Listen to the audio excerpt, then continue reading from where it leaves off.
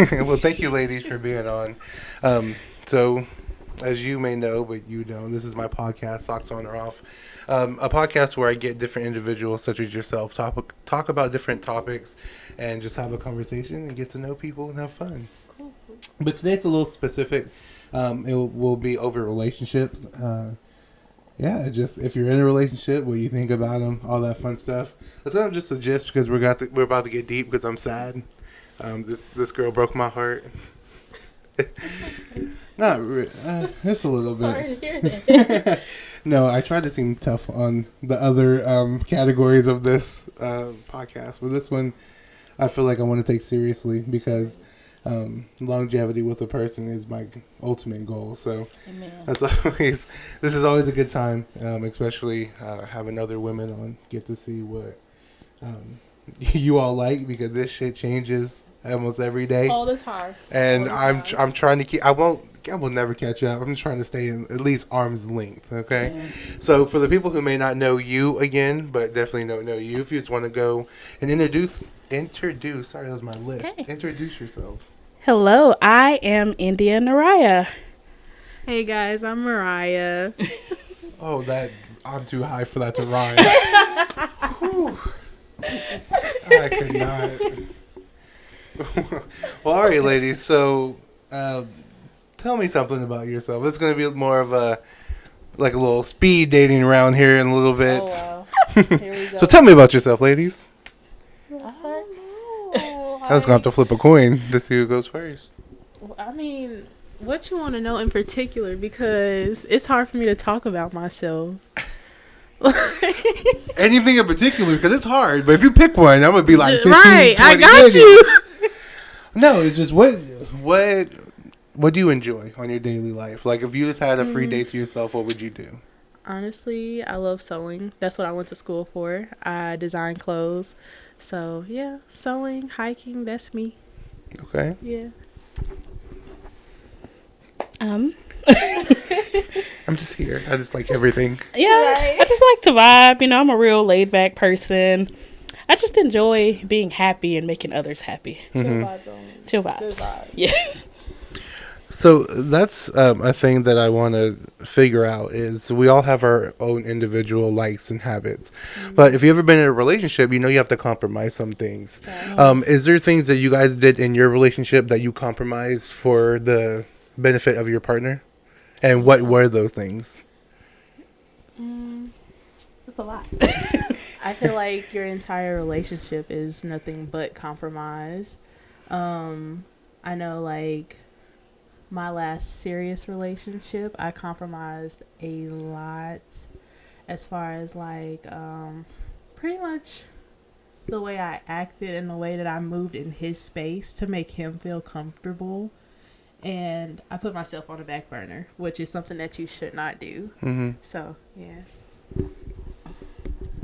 I will say with my new relationship that I'm in, it's been a lot of compromising just based off of religious things. Like, he's by the book. And this is my first by the book relationship, whereas we doing this, we're going to have our own separate places. We're waiting until marriage for things. And it's been a little hard, we used to them. Can we cuss? Yeah. No, I ain't gonna cuss. But when you used to, having a no. time last night, No.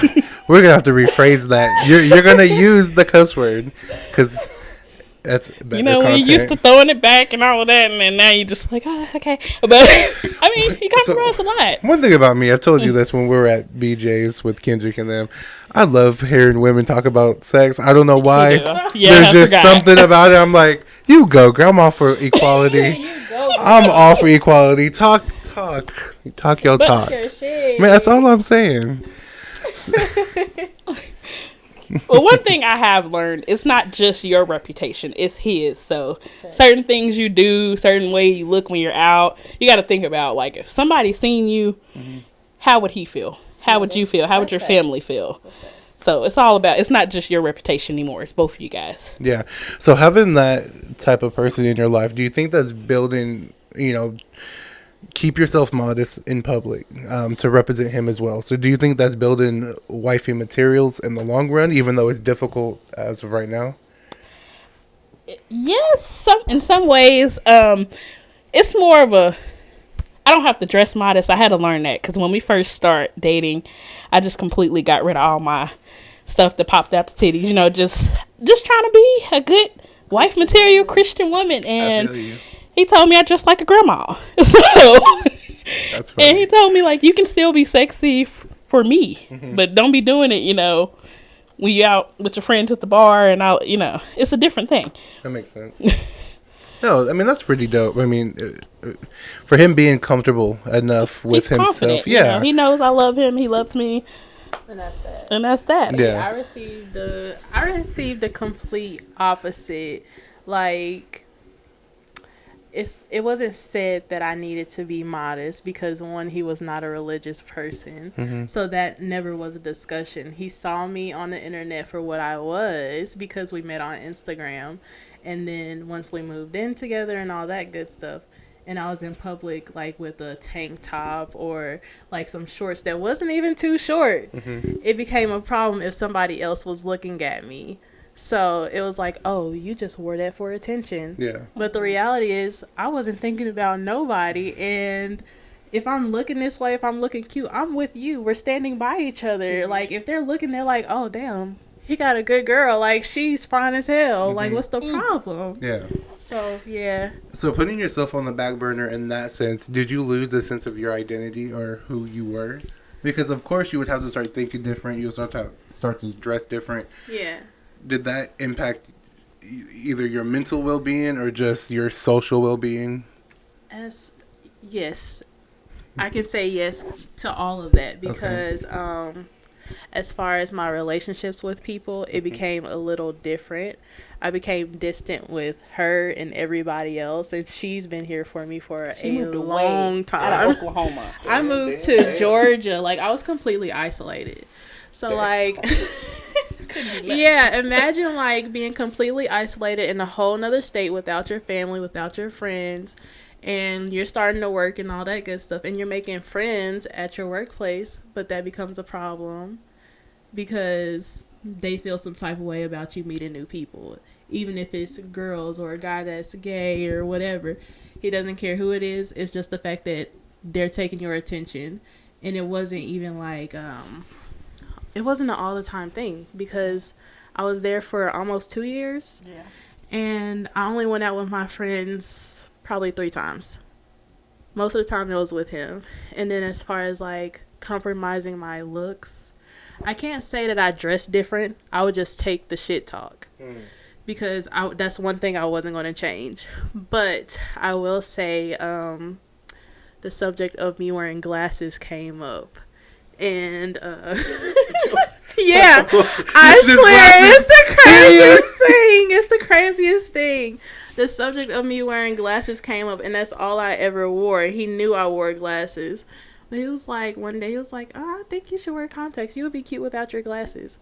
And I was like, I'm cute with my glasses. What are you talking about? Everyone's cute with glasses. Right. I was like, I'm cute with my glasses. What are you talking about? And he was like, well, I'm just saying you would look even better without it. And I like when you have your hair down, when it's flat ironed and all this other stuff. I'm like, sir. Was he black? Yes, he was. He liked white women. Oh. He might. He might. He said hair flat. That's white women. But he's never dated a white woman that I know of, though. That's the thing. But yes, so back to these glasses. So pretty much he was able to persuade me to wear contacts.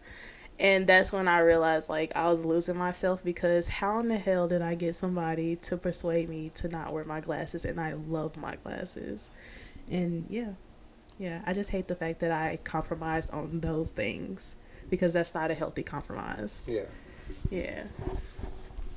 So most of the time when I do this podcast, especially relationship podcasts, I see a lot of characteristics that I used to have in a lot of other relationships. And it's kind of a sad thing and a scary thing that a lot of women go through these type of relationships and can't tell a story about it.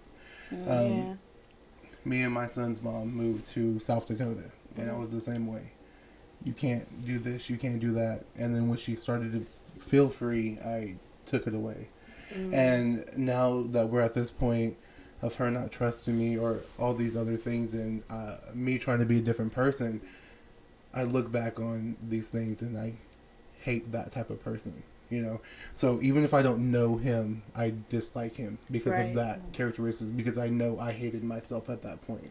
So I'm glad that it's no longer a part of your life. Should wear your glasses today. I should have. But yeah, I just wanted to say that because I want to be as truthful. I don't want to get up here and be like, "Oh, he sucks." No, I was that way for however many years we went through that. That's growth, though, being able to acknowledge. Yeah. It is, and it sucks when you can't fix the pain that you caused. And I tell people, it's not, if somebody breaks you, it's not that person's responsibility to fix you.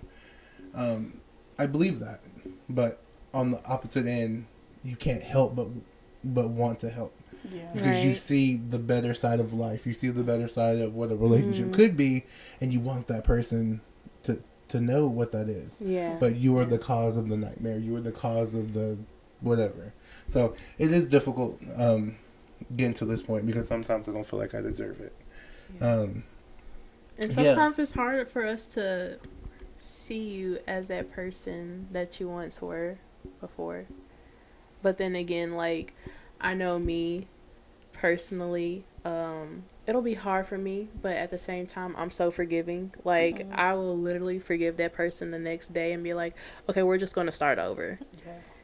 And what does that look like for you? Because I've talked about it on other episodes of my podcast, but I found out that she did something with someone else while we were still living together, and I can't forgive that. And it's weird because I want her to forgive me for the individual I was, but the trust, the sneakiness, like, I understand my behavior, but it was like actions. I don't know. I don't know if it should be felt the same or felt differently, but how is it for you to forgive someone? And do you still hold on to that hurt, or do you just bottle up the hurt, or do you totally let it go? That's a hard one, right? Because like we would love to forgive people, but when I look at her, I imagine you laying down with someone, and I imagine you knowing I'm here waiting for you. Like, it's that type of thought that keeps me from moving on. Okay, so I know when I found out that a specific person was cheating on me, or whoever, because, I mean, I've been cheated on plenty of times, which is sad to say, but yeah, it's happened, and I forgave somewhat. I still kind of held on to that and would bring it up every once in a while, and I'll be like, oh, are you doing this? Oh, are you messaging so-and-so? Which is not okay, but at the same time, it's like, if you're going to forgive somebody, you got to completely let it go. So, yeah. For me, it took me learning to love myself, because I used to just be in denial with a lot of things where I'm like, well, it didn't happen, or maybe I wasn't giving them enough attention, or maybe it's me. You know, I would just always blame me for all of it. And I had to realize, like, it's not me. That's just not my person. And once I finally got to that point where I was done, never looked back. So that's been. So getting to the point of being done, that's really hard to do for a lot of people. My mom, she was with my father for 12, 15 years, or whatever the case may have been, and she looks back at the relationship and she tells me, only if I would have left at this point, or if I wouldn't have put up with this, I would have been different. So how did it feel when you finally come to that conclusion? Was it relief? Was it sadness? What was it for you? Now, for my ex, I was happy. Like, I was done, because I went through I kept trying to make it work, or like, maybe it's, maybe if I changed this, maybe if I did this, maybe. And it just got to a point where I was just done. I was so tired and drained. I just had to let it go. And once I let it go, happiness came. I was able to be myself again and just grow and start doing things I once used to do.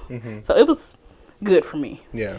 For me personally, I forgot how many stages of grief they say that you have, but I swear, like, that last breakup that I had, I went through all of those stages because I was happy, I was mad, I was at peace, and then I was sad again.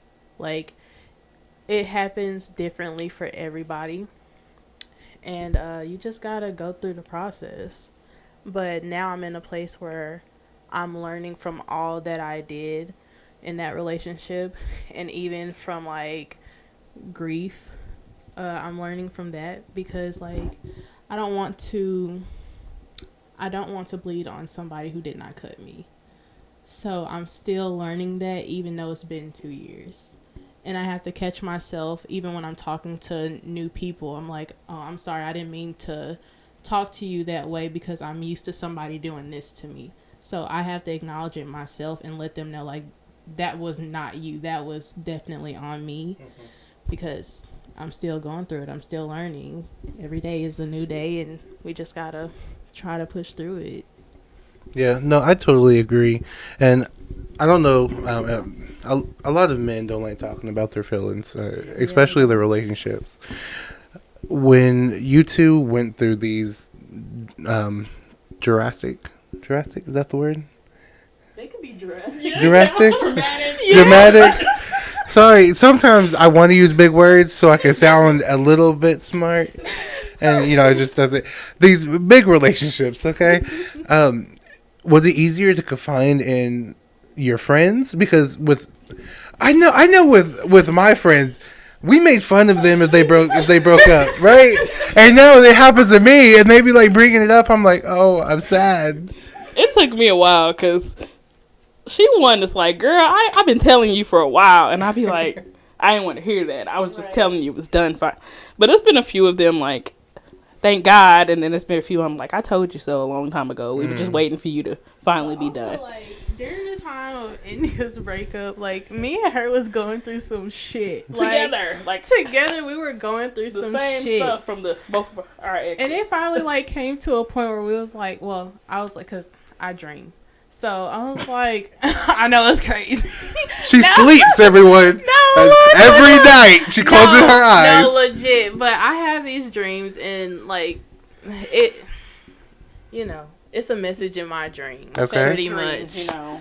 So I called her one day, and I'm like, is there something wrong with you? What's going on? And she finally opens up to me about it. But, of course, she didn't want to hear what I had to say because she still ended up being with him for, like, a little longer. Just a little bit longer. 4 or 5 months. And then I finally thought I was done. I'm just you know, like, we signed a lease. He proposed. you know, I was like, let me just try one more time. Man, it was crazy. But for me, I mean, I confided in my friends because I wanted to be held accountable. Because I knew if I didn't tell them what was going on, I would have stayed. So I wanted somebody, her, and everybody else to know the situation so they can be like, Mariah, get the fuck out of there. Because it wasn't healthy. So I needed to hear it. So what do you think caused us to stay in it? You said, let me see if I can make this work at least one more time. What goes through your mind when you finally get to that point? Because with me, she was my first everything. And I didn't want to be alone. I met her when I was like 19. Yeah. Like, that's, if you don't kiss a girl or have sex, like, in high school, now you're weird at this point in time. So for me, trying to put on a persona that I'm this type of person, it was difficult. And now she's all that I've known for so long. And it gets to a point where it's like, I don't want to wait another 18 years or 19 years. So I start doing these mental blockages of the relationship to at least see if I could find some good in it. You know, of course there's going to be good.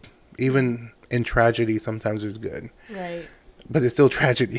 Shit still happen, you know, and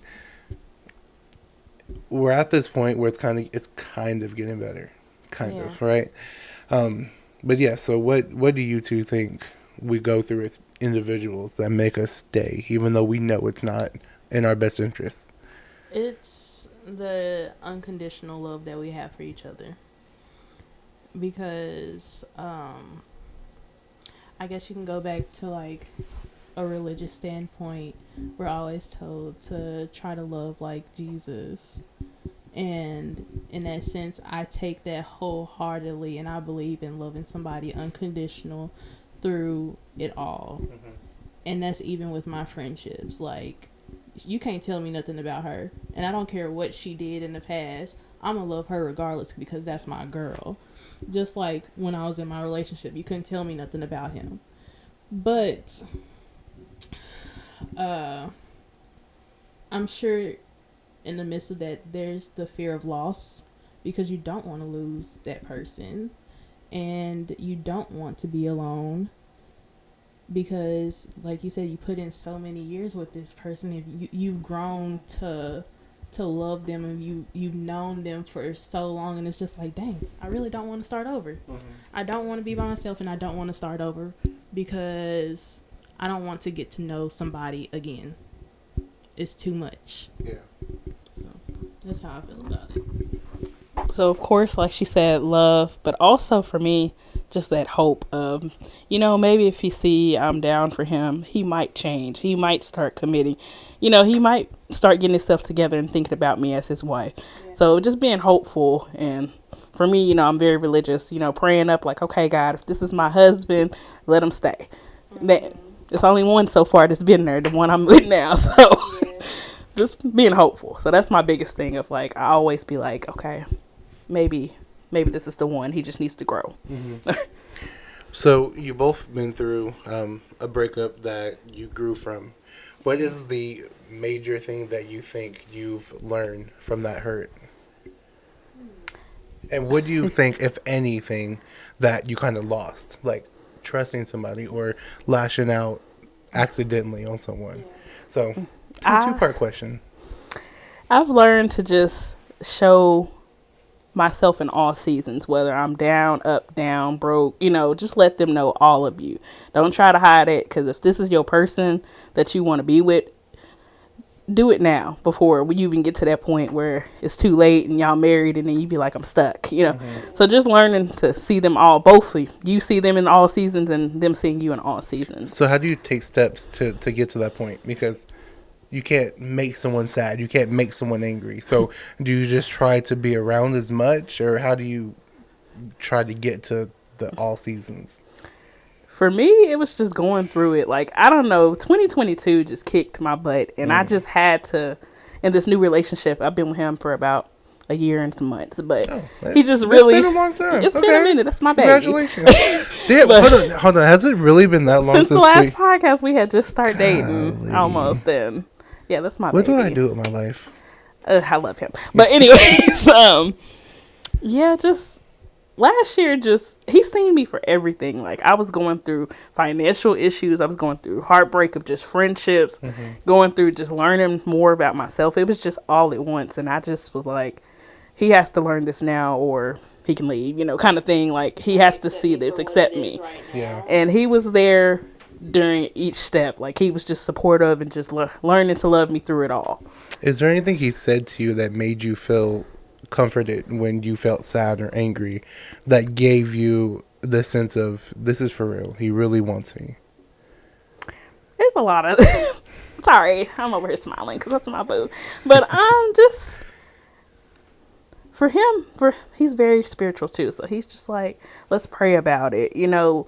He's encouraging. I'm telling, he's better with saving. He has financial. So when I told him, like, hey, I'm going through some issues where I'm kind of broke right now, you know, and he's just like, let's figure this out, you know, like, I'm here if you need me. Mm-hmm. Don't hurt to ask. Like, just let me know if you need something. Like, he was just very encouraging from the beginning versus my ex that was just like, well, you brought yourself into this. Like, that's your fault. You know, yeah. I got my money. That's your, you know, and I shouldn't bring up my ex but I remember one time when I was going through my depression, it's funny now, but I was telling him like I had suicidal thoughts and he started laughing, talking about what you gonna do, swallow some pills, you know, just like it was messed up. And that's when I knew I should have left, but I stayed like 4 more months. Don't do that. Please don't do that. Please don't. It was That's a some lot. shit. So that's just dealing with that and being depressed, and he was just like, drink some Henny and keep on going, my ex, versus him like, let's pray about it. You know, my new man, let's pray. Let's see how we can take this on. He's very encouraging with everything I do. And that's the beauty in something I want to find is to have that type of relationship where you can see the difference. If you saw yourself then, you see yourself now. From the outside looking in, you'd be like, well, that one's a lot better. That one looks better. And I think I brought this up some other time. I don't know if it was on the podcast or not. But it was 2 pictures of Sierra. And it was her with Future and her with Russell Wilson. And with Future, she was dressed like crop top, short shorts.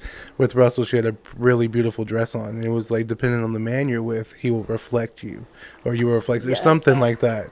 And I just wanted to let you know that I saw that or see that into your relationship as well. So that's really nice. And I hope people hear that and actually know that's obtainable because you're in it. So that's perfect. And the second part, I feel like I just lost everything in that last relationship. Like everything. Like he broke me down to where like I had nothing left to fight for. And it was just, I feel like once I finally just left, it was like a Band-Aid that was ripped off where I was like, thank God, like this man has really.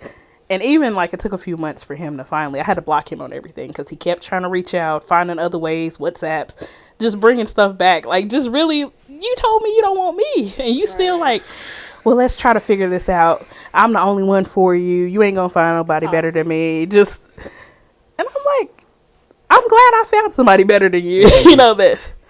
Yeah. No, that actually, when you say he tore me down, it brought up an image in my mind.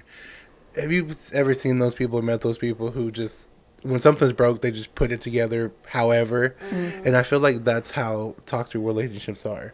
We get broken and then they fill us with false love. They fill us with certain things and the foundation's not there. So eventually when we collapse, then that's all the pressure that we were holding released. So I love that metaphor that you used, that he broke me. So that was really nice. But the weirdest thing I've heard somebody try to reach out, she Cashed App him. You know how you can send notes on Cash App? No, somebody did that. I was like, who the hell is Send $1, hey. who is this smart? I'll be like, who is this? $1. Oh, it's $1. What you up to? I'll have $100 by the I'll have $100 by the time this conversation. Keep sending it, I got you. I am telling you. Oh, that pissed me. I want somebody to love me like that, man. Oh, that's funny. That's funny. but anyway, your turn. If you remember the question. What was the question There we again? So, what did you learn that was beneficial from the last breakup, and what, if any, that you lost, like a characteristic or anything that you've lost? I would say one thing that I learned is, one, if he wanted to, he would. And 2, please remember your self-worth. I know, like, everybody has heard that, but that is a very crucial part, to remember your self-worth, because you'll lose yourself. You will definitely lose yourself into another person. And you can't say, oh, that couldn't be me, because it can very well be you. So, yeah. But something that I lost, I don't feel like I lost anything. I feel like I gained everything because I've gained a lot of knowledge. And I'm very proud of where I stand right now. So, yeah. Yeah. I know for me, I lost the sense of, like, trust a little bit. So I've been losing weight. I've lost 60 pounds now. I wanted to congratulate you on that. Thank you. Encouraging. Thank you. But yeah, so I didn't start losing weight because of the relationship. I started losing weight because of my son. We were outside playing. I was getting tired super quick. So in order to be here for him, that's what I did. But I've noticed that now I am exceeding my body's limitation and working out almost every day so I can be an ideal whatever from whoever. And I feel like because of you losing me, now I want to be a pleasing that now you fiend for me. And that's something that I've lost. I've lost the sense of direction on why I'm doing this. You know, like my motive has now changed because I've seen that I can lose weight. Now I know I'm gonna be here longer, but once I get to that point, how am I gonna act? And it kind of outside. Yeah.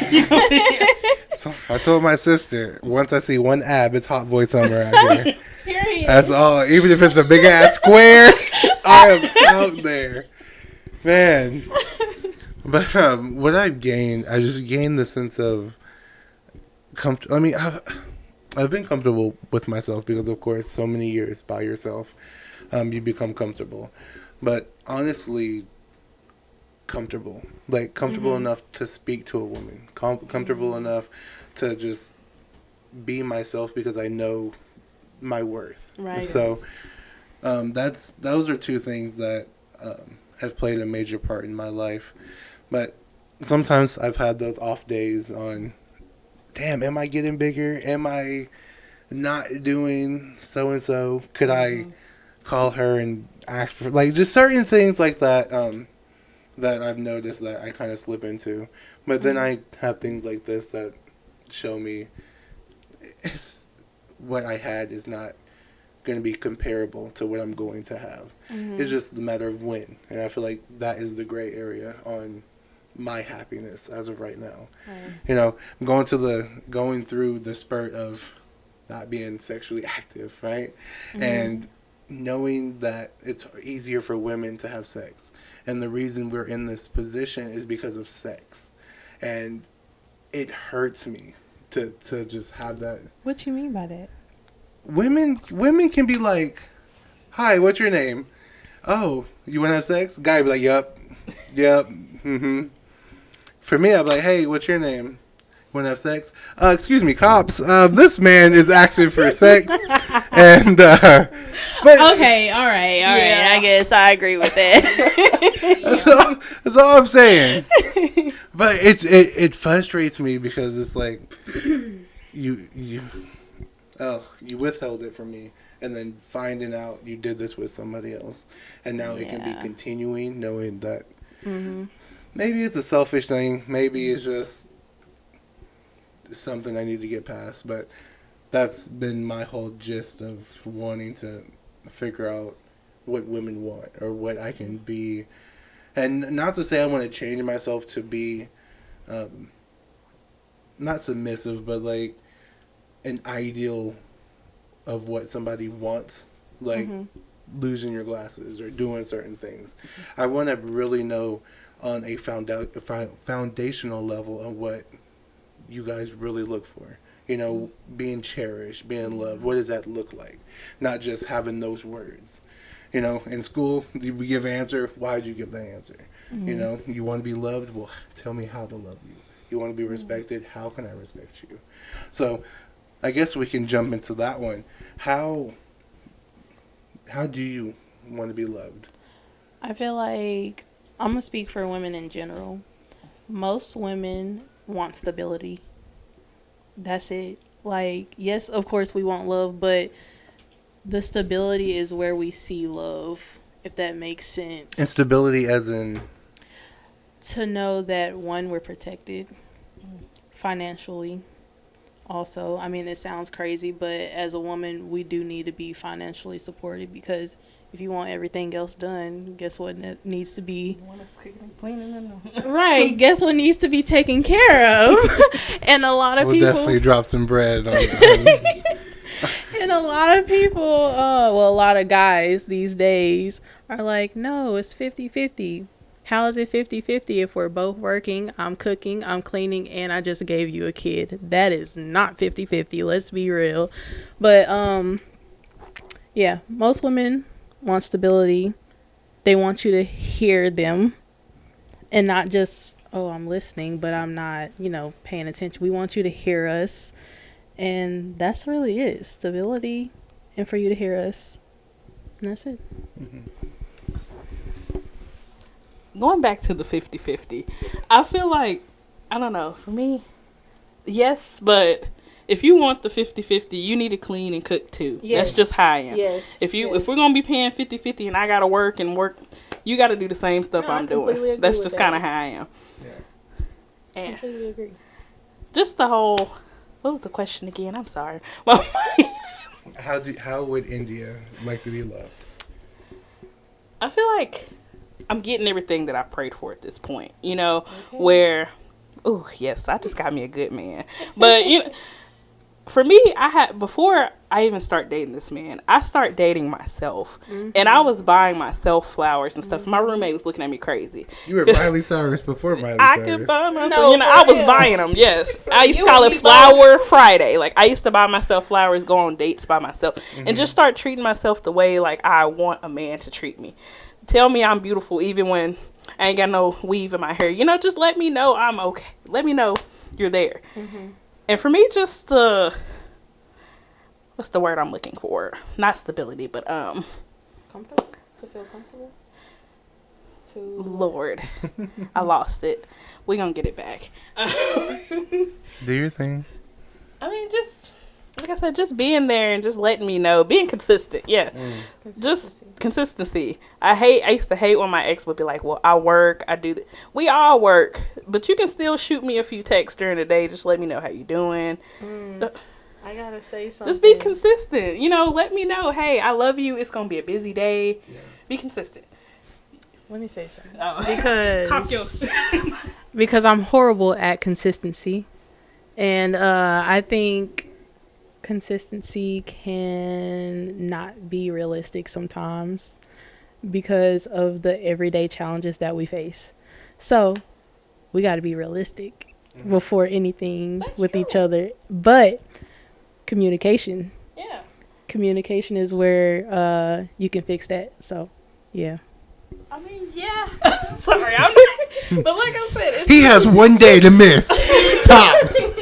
Right when it's 24 hours and one motherfucking second, it's gonna be on. I do, but maybe I'm just living in La La Land. But still, just let me know. Hey, I'm gonna have a busy day. I might not be able to talk to you. I mean, thank God, I can say this whole year and a half, he hasn't missed a day. Yeah. And when he know I'm mad, he will pull up and be like, "Hey, are you?" Because I just shut down. I stopped texting you. Or I just be like, "Oh, okay." But he hasn't missed a day. So maybe I'm just in the La La Land and I got blessed. But yeah, just tell me. Like, even, we don't talk every day, but this is my baby, But She knows I'm not consistent, see? At all. But So I don't think women understand this. Yeah, okay. That can mean so much, and it's so terrifying. Or the Yeah. that means everything. I'm like, what did I do? Did I do something today? Did I do something yesterday? it's fine. Could I have done something in the future that she is upset about? Sometimes it's a dream. You just do something in my dream. And for her, she's up here actually. Yeah, yep. He didn't put the bread away, so I know he cheating. That's a sign. Bread is a sign. His zodiac sign and the bread, that shit all comes together. See, No, that's somebody looking for a fight. That's somebody looking for a fight. Because ain't no way. That's hilarious. So you were saying, well, both brought up really good points. The 50-50. I don't believe in 50-50. Because we get stuck only believing we can do 50% of anything. Mm-hmm. Stop having a limitation on how much you will do for someone. You're supposed to go all in. Pull up on them. That's 101. That's taking it another step. Right. I can check on you so much. You will say, "Hey, I want my space." I can be like, "All right, cool," but let me pick it up a notch. Let me go see her. That's gonna now, even if she don't want to see me, at least when she calms down, like, damn, he really cared. You feel me? So I hate when people say, "Oh, half and half." Will Smith said, "It's not my job to make her happy. It's my job to support her, love her in certain things. But if she's not happy, I can't control that." And I feel like that's what a lot of people try to do, is bleed themselves into someone else, and it's not necessary. Sometimes it's their childhood hurt, their adult hurt that you can't fix, but you can only be supportive. And sometimes we help too much to push that person away. And then, oh my goodness, what was the other thing that I was talking about? Well, anyway, we'll go to another. Yeah, I have an answer. I don't think anyone has asked me a question. Okay. Well, I'm different.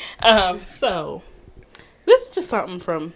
Am I single? Yes, I am. I would like to point out there. Everybody else out there. Bring me back on here and we can do speed dating. But my beautiful friend is single. You single? Y'all both looking for marriage. Speed dating coming part 2. But just being on a serious note, I know at one point, weren't you engaged? Yeah. Or were you married? No, we're not married. So okay, engaged. This is the thing. It's a question on that. Yeah, no, you're fine. So I want to give a backstory. I don't want you to think I'm Russian. I'm not weird, okay? I'm not weird, I promise. I did propose in the cat aisle of Walmart, but that's a whole different story, right? We're going to go back to that later. But no, but okay, so the way that I grew up, I didn't see a mother and father in the household. Mm-hmm. When I did, it was super toxic. I saw my parents fight more times than I've seen them love each other. And I thought I could do a lot more, a lot quicker. Mm-hmm. That's why I had my son at such an early age, because I wanted to be a father. I wanted to fill that void in myself that I didn't have. And in reality, I wasn't mature enough at all. Even though I knew how to speak well, or I knew how to talk to people, or whatever the case may have been, I was not the man that I needed to be to have these certain things that men take care of, that men value. Mm-hmm. So I got to a point where I thought this woman was my everything. Mm-hmm. Even though we still argued about past hurt, even though we weren't similar, even though whatever the case may have been, I didn't care. I wanted her. But in reality, I needed her because I didn't want to feel alone. I needed to feel accepted. I needed to feel love. Regardless of all the red flags. Shit, my favorite color was red at the point. So I guess I was like, yes, put these red flags everywhere. But, I like that. Yes, but that is the reason why I thought it was a good opportunity to propose to this lady, a woman, mother of my child. That. All right. I'm just. Well, the second question. So, what's your intake now on like marriage and engagements, and like, how do you feel now? Like, if you do get someone serious, and like that time comes, are you gonna take your time, or like this time around, how's it gonna be? Yeah, so I think there's beauty in longevity. So, like with her, I think it was like after a couple months or some shit like that, and again, it was just not feeling like I had a lot of time or whatever the case may have been. But yeah, this go around, of course, it'll be a lot simpler. It'll be a lot easier. Getting to know her on the personal level. And I was going to bring this up for you too. But you remember when that whole thing was going around, what do you bring to the table? Mm. And I didn't understand what that was until now. But what I would bring to a table is comfortability, loving you beyond the imaginable, telling you you're pretty when you don't have your weave in, pulling up on you, or just being your support when you feel like everyone else is left. That is something that is the foundation of the table. All that money shit, all the sex shit, that's gonna be on top. Right. But it's not gonna matter if it falls. Mm-hmm. So that is where I stand with all that fun stuff. Okay. But ladies, what do y'all bring to the table? The table. The motherfucking table! I'm the table. After Kanye West said that in that song, I was like, yes, Kanye, you bought the house next door. Okay, that's money right there. That's a triggering question for me. So okay. Okay, all right. It'd probably make it a little easier. If I was talking to your boyfriend, mm-hmm. what would he tell me that there's something that you do that he knows that you love him? That's you're bringing to the table. I love hard. Like, mm-hmm.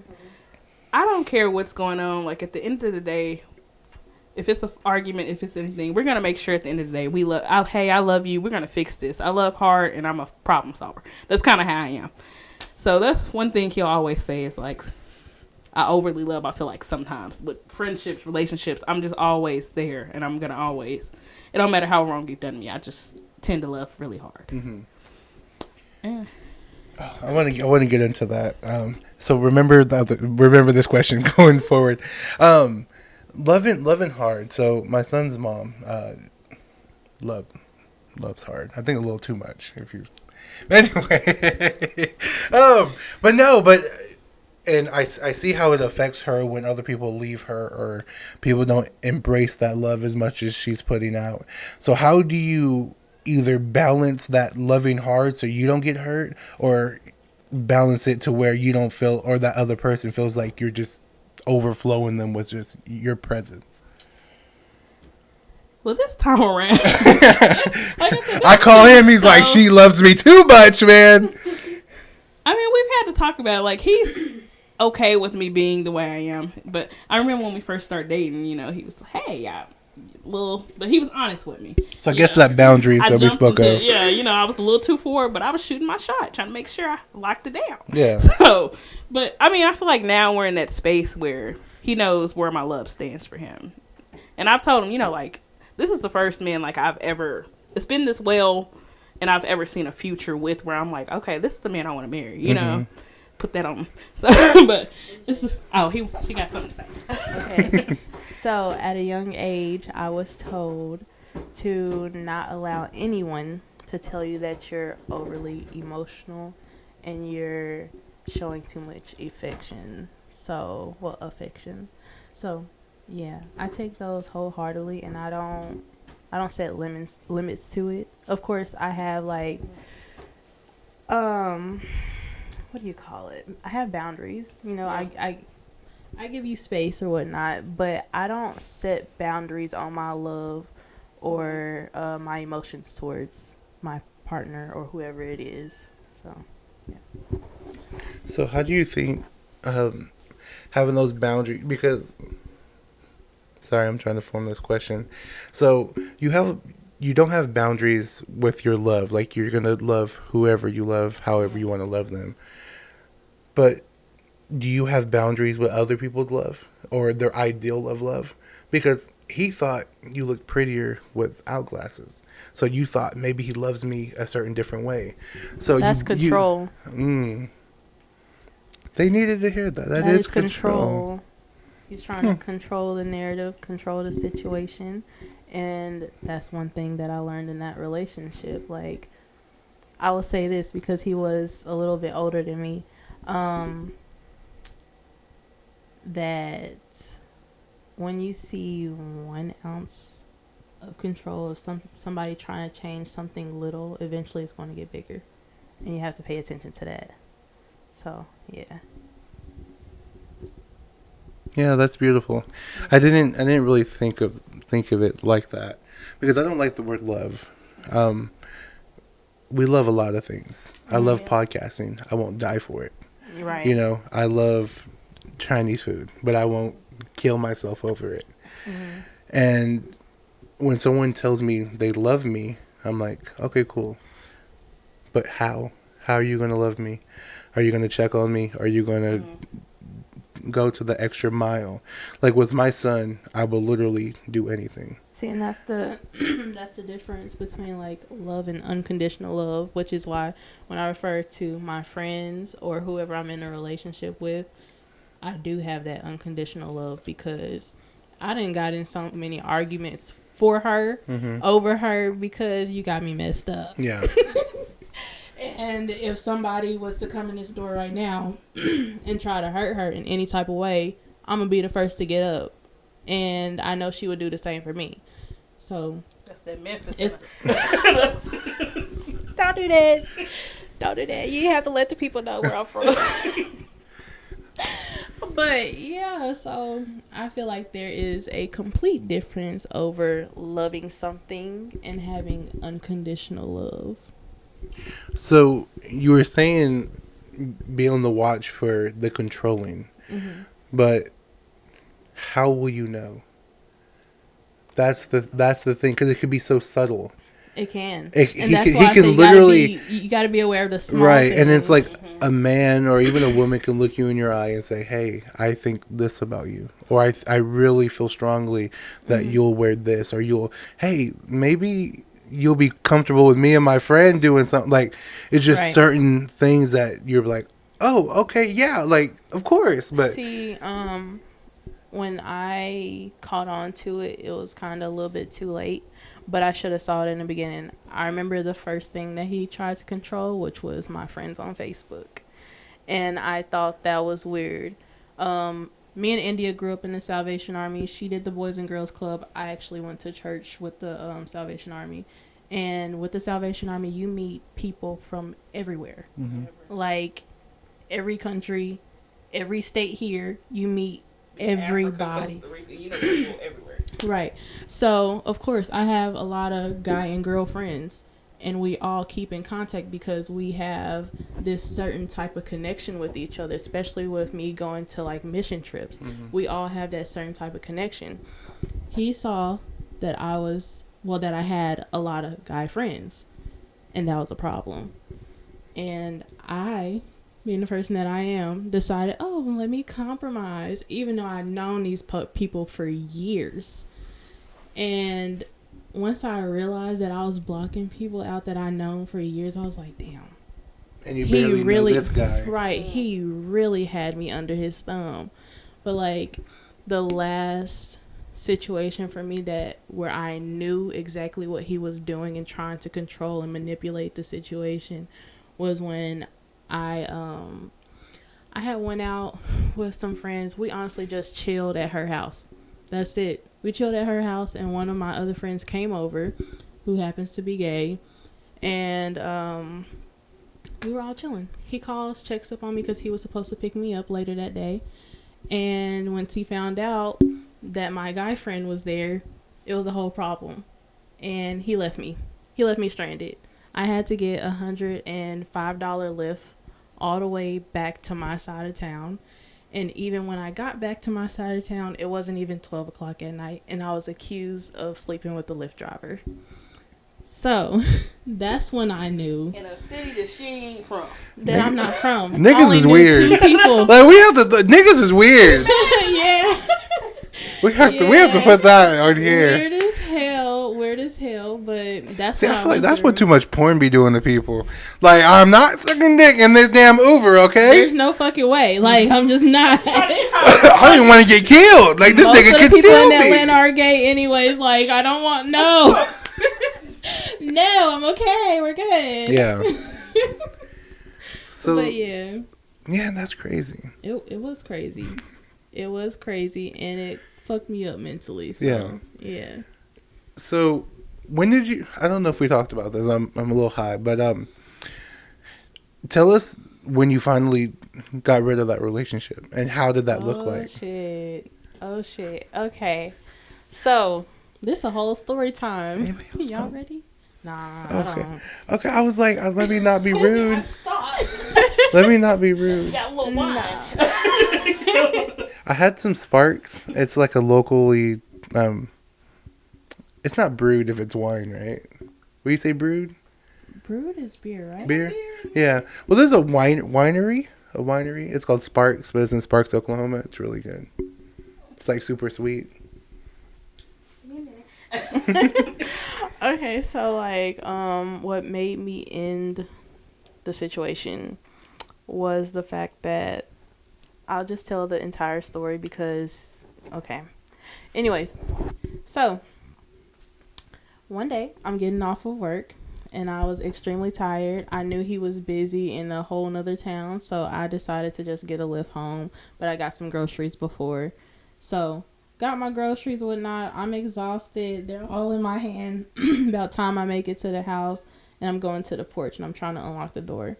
Well, as I unlock the door, everything falls, and it was like glass jars of like dressing. So it all falls on the ground. One of them busts, and I call him, and I'm like, look, I'm exhausted. I'm defeated. I've been up since like 6 this morning. Like, I just need a minute. And I'll clean it up later. And he was like, oh, okay, that's fine, babe. Like, you're good. Da-da-da-da. Cool. I go in the house. I end up knocking out. I didn't even make dinner. Like, I just knocked out. And I didn't wake up till the next morning. So, that morning comes. And he was like, hey, did you see a flyer that was in that door? I was like, yeah, but it fell in the salad dressing, and I meant to clean it off. Well, as soon as I say that, because we're talking while he's in the restroom, as soon as I say that, this man grabs his underwear that he had took off because he was getting in the shower. He grabbed his underwear and literally threw it in my face. And we're like this distance from each other. He takes his dirty underwear and throws it in my face. And I said, what the fuck did you just do? And I went out the room. And he was like, I didn't mean to do that. I'm so sorry. It's just that, this is trifling. You left that downstairs. I said, it's not trifling. I told you the situation and I fell asleep. And he was like, you just not respecting my house. Da da da. I said, you know what? Don't worry about taking me to work. I'm finna pack my shit. And like I had a minute to think about it, and I was like, no, I'm gonna go to work. So I was like, just take me to work. And he was like, all right, but I'm sorry. I just want you to know that I didn't mean to do that. I said, you were in your sober mind. You knew exactly what you were doing. And if you can throw something in my face, then what will you do later? And I had all day to think on that. So I was literally at work that entire day, and I couldn't let it go. So I called my friend, and I'm like, hey, I'm done. Because, like I said, I told most of my friends what was going on. I was like, hey, I'm done.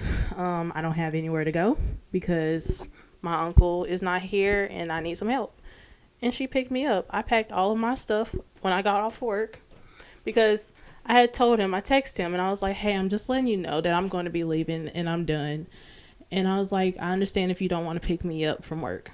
And he was like, yeah, find your way back home. So I found my way back home, pack all my stuff. He's there. It's not like he had something to do. So did he work? Yeah, he worked. He worked. This nigga here. The dude was gonna be there. He was he did insurance claims. So he went to people's houses and made sure, whatever needs to be fixed actually needs to be fixed, and then wrote out their insurance. Mm-hmm. But I knew he was gonna be at the house. He was at the house. I packed all my shit, and I was like, hey, my friend's coming to pick me up. I'll come back for the rest of this later. And he was like, oh, you were serious? I said, I was dead ass. Mm-hmm. Like, I said, weren't you serious when you threw that shit in my face? And he had nothing to say. And that was it. That was literally it. I couldn't do it no more. Yeah. Sometimes I ask questions and then people explain, and I'd be like, maybe I shouldn't have asked because that was a little too deep and I don't know how to bring it back on track. No, but that's crazy. I know a lot of men can't take what women can. Right. A girl can see a man talk to a woman and he will lie his ass off. Mm-hmm. And we know men see that, you fucked him already, and you just met him. Yeah. And it's weird because I don't know. Did he have a dad? Do you know if he had a dad? Yeah, he had a dad. His dad was in his life. Okay. See, I have to. They were married at one point, but they got divorced right after he was born. But his dad was there, same city, was around. It's not like he didn't have his dad. Yeah, and no, I wasn't making an excuse. I was just letting. Okay. Yeah, I was just letting them know. Because I have this thing that I think about with men that only is raised by women, mm-hmm. and sometimes people want to date their mother, not in the sense of literal, but I want to do everything that I got away with my mom to you, mm-hmm. and that shit doesn't fly. Mm-hmm. I want to throw tantrums and you be okay. Yep. I want to call you names and you be fine. Mm-hmm. I want you to only be mine and deal with it. And I feel like once men stop acting like that, I feel like relationships can be serious. Actually, men don't need to start acting like that because there's men that are not like that. Right. And it sucks that a lot of women have to experience those men, but continuing to grow, continuing to love, and want to have happiness. You've seen it in your own life, and I feel like that's a beautiful thing that we all can experience one day. So that's great. So just to lighten the mood here, ladies, what do you find attractive in a man? Because I don't have abs. I'm sorry. Like I said before, when a man listens, Mm-hmm. like that is the most attractive thing to me. Like, if you can listen to me, and maybe like months later, you surprise me somehow by something so small and sentimental because you actually listened instead of giving me something extravagant. Like, that's the most attractive thing to me. And I can appreciate that more than anything. I feel like I've heard that. Because before. girls, sometimes we don't, well, women, sometimes we don't want the jewelry and all that. We might just want a wallet that's $30 over there, and you went and got me this Michael Kors bag. And that's paid not what we $300 wanted. for it. And I'm like, it's nice, but that's not what I wanted. I would have been better off if you would have heard what I said the first time. Yeah. I mean, I'm not being picky because, Okay. you know, MK is MK, okay, baby? But, No, it's just like, okay, so I remember once I told somebody, like, yeah, my meemaw used to, like, my grandma, she used to give me, like, the mini M&Ms in that little plastic container. Mm-hmm. Next thing I know, like, probably months down the line, they give me the M&Ms in the container, and I just burst out crying. I was like, you actually listened to me? Like, I really appreciate that. It was a moment. I would say I'm not a serious person, but when I am serious, I still find a way to laugh. So somebody that makes me laugh, because I can never be serious. Even somebody could be passed out on the floor, and I'm like, I'm just not a serious Ma'am, are they person. breathing? I'm done. Because I'll be like, why she on the floor? But I'm serious at times when it needs to be, but it's so hard for me to be. So somebody that makes me laugh for sure. Like she said, somebody that listens, because I talk a lot. And that's one thing that works for me and my boyfriend. He's very observant, and he listens, and he's quiet. And I'm just, yeah. And I'd be like, what I'm just saying? He could tell me everything, but he just ain't, you know, he not like, oh, okay. And then also just someone that's honest and open with you. Like, be real. If you're going through something, don't, because I know men, y'all like to hide things that you're going through, and y'all want to be a man about it. You have your woman here for a reason. If you're going through something, the sexiest thing is being able to comfort you in your times, you know? Come cry to me. Okay, hold on. So speaking of that, okay, so now that I'm a dad, I cry like a motherfucker, okay? I cry at romantic movies. I'm like, who the fuck am I right now, okay? Like, don't disrespect, right? But I saw, so I'm into like comic books and anime and all that fun stuff.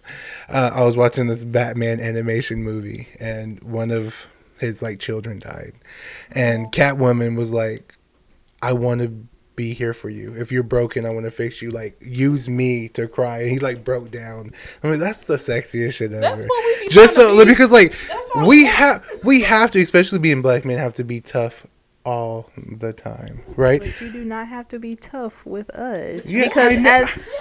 as a black woman, we understand your situation. Not completely. Do you know what's crazy? I'm sorry, I don't want to interrupt. No, you're fine. That's the only reason why I'm dating black women now. It's for that specific reason. Is because you understand. Right. And not everyone does. Yeah. And that's, you know, sad to throw that out there. Yeah. Yeah, but you know, they're not gonna- some people understand. They're not going to understand the black experience, you know?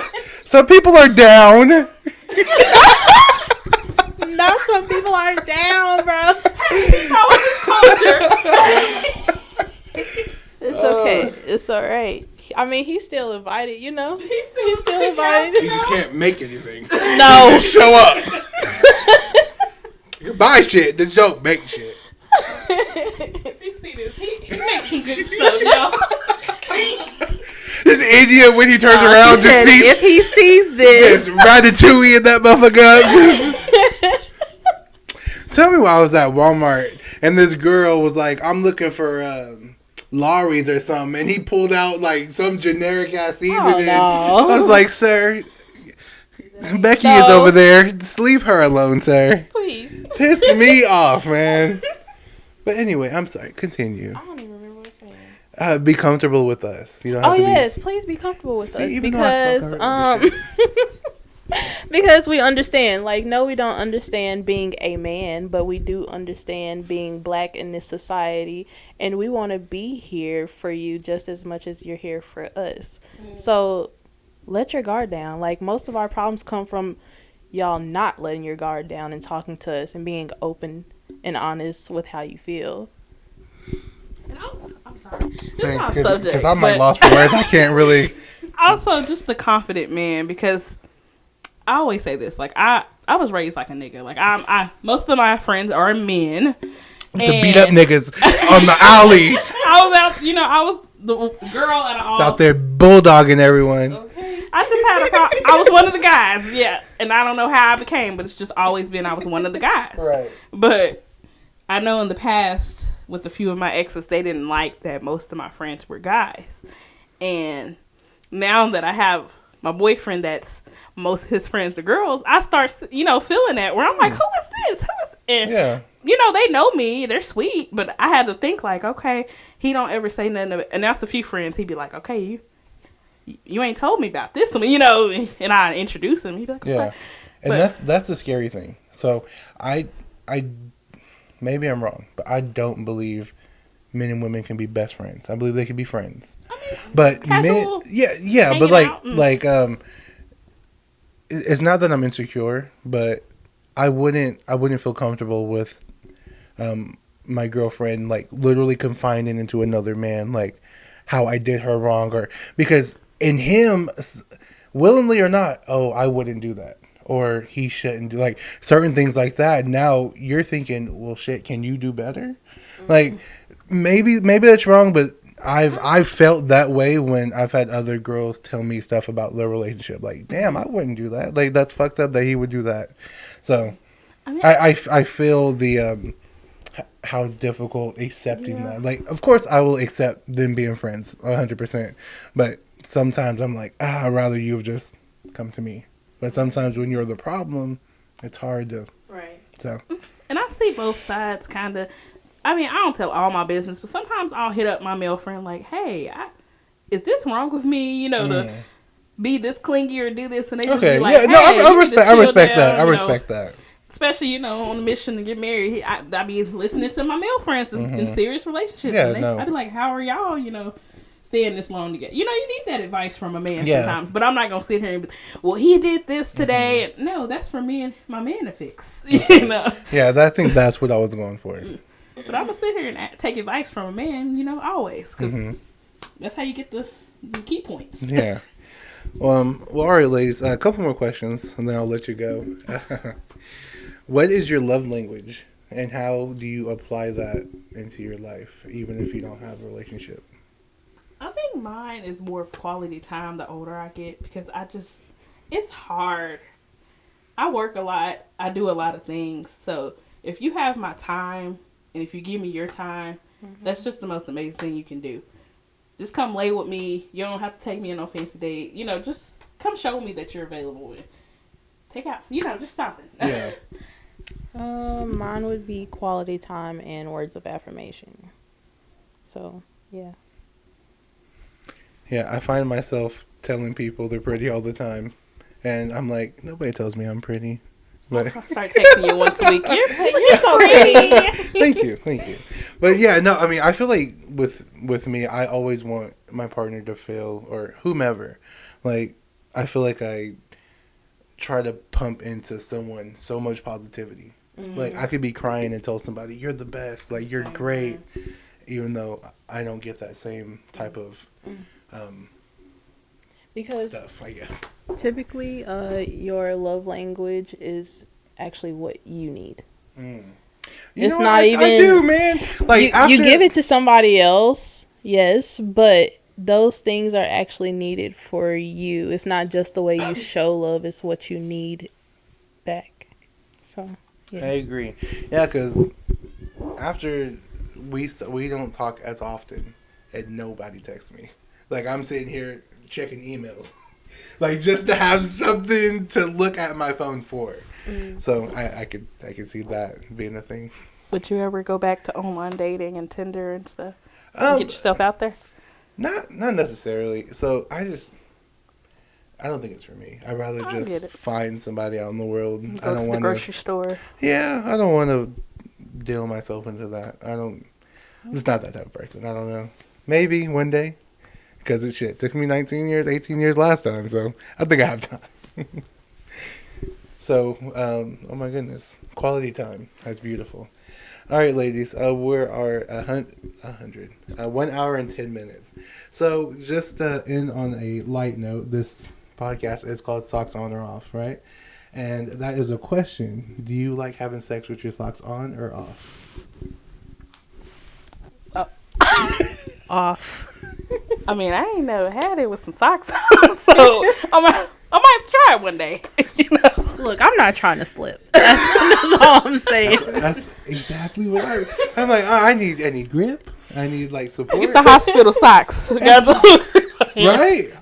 But see, for me, I feel awkward because now I feel like you ain't looking at my body, you looking at my socks. Like, why this nigga got socks on? This one's longer than the other one. That one has length. Like, no, just see me naked. I'm cool. I can't. And then my feet be hot. It already be hot in the room. I'm cool. I don't need stinky feet with booty. I'm cool.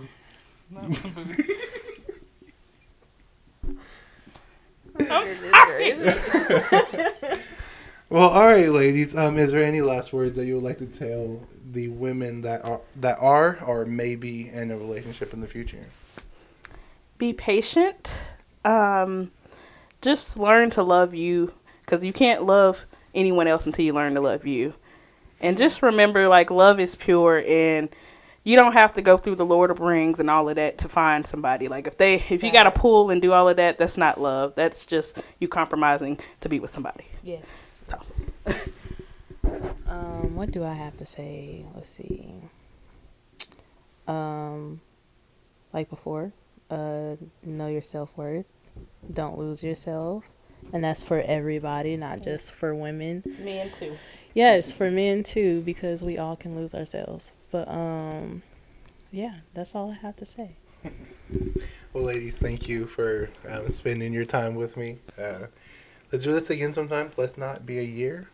I'll be back, you guys. Yeah, it's been a year. We're gonna talk a little bit more about your little roommate stuff because I'm interested. Wait till I move out.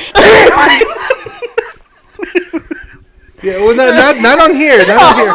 Off of here. Oh, okay. Off of here. Because I want to know about that. That's some juicy stuff. And Mariah, right? Yes. It was a pleasure to meet you. You too. Thank you.